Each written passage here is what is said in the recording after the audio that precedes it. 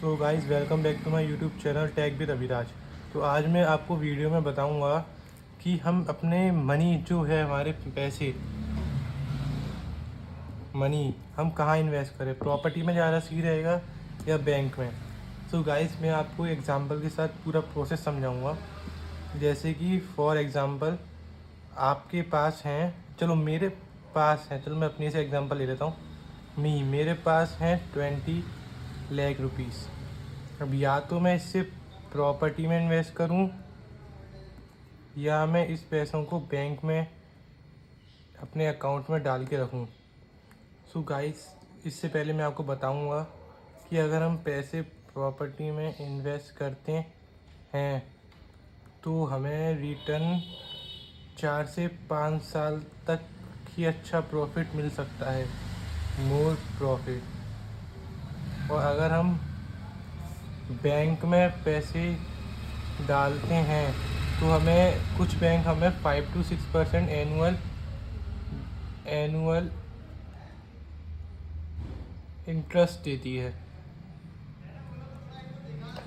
अगर आप अपने पैसे एक प्रॉपर्टी में इन्वेस्ट करते हैं, जैसे कि आप अपने पैसे घर में इन्वेस्ट कर रहे हैं, ठीक है। अब वो आपने घर में इन्वेस्ट करे 20 लाख। अब उससे 4 या 5 ईयर्स बाद सपोज़ अगर आपने अच्छे एरिया में लिया होगा तो वो घर 25 to 30 लाख के अप्रोक्स हो जाएगा। मतलब आपको सीधा सीधा 4 से 5 सालों में 5 से 10 लाख तक का प्रॉफिट है।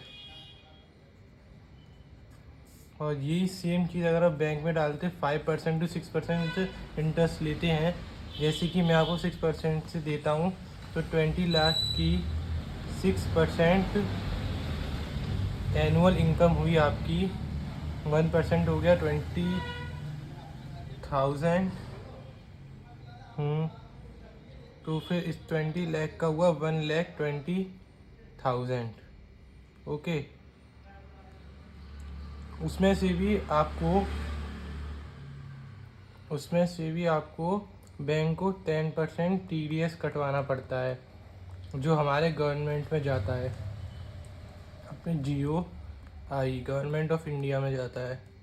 मतलब 120,000 में से हम 10% माइनस करेंगे, मतलब 12,000। हमारे पास बचे 108,000 जो हमें साल में मिलेंगे, ईयर टू ईयर। तो ये देखते हुए हमें 5 साल में कितना रिटर्न मिलता है। हमें 5 साल में रिटर्न मिलता है अप्रॉक्स 550 लाख रुपीज़ हमें मिल जाते हैं, 5,50,000 रुपये। और यहीं प्रॉपर्टी में हमें 5 से 10 लाख रुपए तक का प्रॉफिट हो सकता है। इसके अंदर चांसेस हैं, लेकिन एक बैंक में भी इसके अंदर एक लफड़ा है कि मैं आपको समझाऊं कि बैंक में हमारा जो गवर्नमेंट ऑफ इंडिया है, प्राइवेट बैंक में ही आपको 5 to 6% इंटरेस्ट मिल सकता है, वरना सरकारी बैंक में तो 4% to 4.5 ही रहता है। उसमें से भी वो नाटक देते हैं लेने के लिए। तो हमारे भारत में जो पॉलिसी है, प्राइवेट बैंक की 5 to 6% देती है। उसमें से भी अगर आप मोर देन 5 लाख रुपीज़ लगाते हैं, बैंक में रखते हैं प्राइवेट बैंक में, अगर खुदा ना खास्ता बैंक आपकी भाग गई तो आपको वो 20 लाख रुपए का पूरा लॉस है। लेकिन इसमें से आपको 20 लाख रुपए में से 5 लाख रुपए का आपका इंश्योरेंस होता है, जो आपको गवर्नमेंट ऑफ इंडिया हर बैंकों में रखती है। और बहुत सलाह मशक्क़त करने के बाद, मतलब मुझे बोलना नहीं आ रहा है, बहुत हार्ड वर्ड है, आपको 5 लाख रुपए तक आपके बच सकते हैं, जो गवर्नमेंट ऑफ इंडिया आपको वापस कर देगी अगर बैंक भाग गई तो। अगर बैंक भाग गई तो आगे 5 लाख रुपए इंडिया वापस कर सकती है, गवर्नमेंट ऑफ इंडिया, अगर वो बैंक भाग जाती है तो।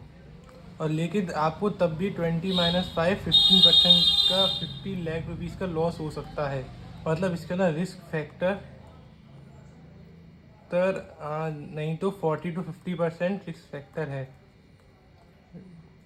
और अगर आप ये इन्वेस्टमेंट प्रॉपर्टी में कर रहे हैं तो आपको 5 to 10 लाख रुपीज़ का प्रॉफिट हो सकता है। और इसके अंदर भी कोई बैंक की कोई भी पॉलिसीज़ नहीं है। पॉलिसीज़ हो सकती हैं अगर आप उस बैंक के पैसों को, आपके अकाउंट में वो 20 लाख रुपीज़ पड़े थे, मेरे अकाउंट में जो 20 लाख रुपीज़ पड़े थे उसको मैं बैंक में रखता हूँ, तो उस पर भी 10% to 18% GST कट सकती है, GST कट सकती है। अगर मैं उन पैसों को जल्दी से जल्दी इन्वेस्ट कर दूं किसी प्रॉपर्टी में, तो वो GST हमारी फ्री हो सकती है। इसी वजह से प्रॉपर्टी को पैसा इन्वेस्ट करने के लिए एक बेस्ट ऑप्शन बोलते हैं, प्रॉपर्टी इज़ बेस्ट, क्योंकि इसके अंदर एक लक फैक्टर भी काम करता है। हम कभी कभार इस प्रॉपर्टी से मुनाफा भी अपना 2 गुना कर सकते हैं, 4 गुना तक हो जाता है। तो मेरी सलाह यही है दोस्तों कि आप बैंक में इंटरेस्ट लेने की बजाय अगर किसी प्रॉपर्टी में इन्वेस्ट करते हैं तो आपको बेस्ट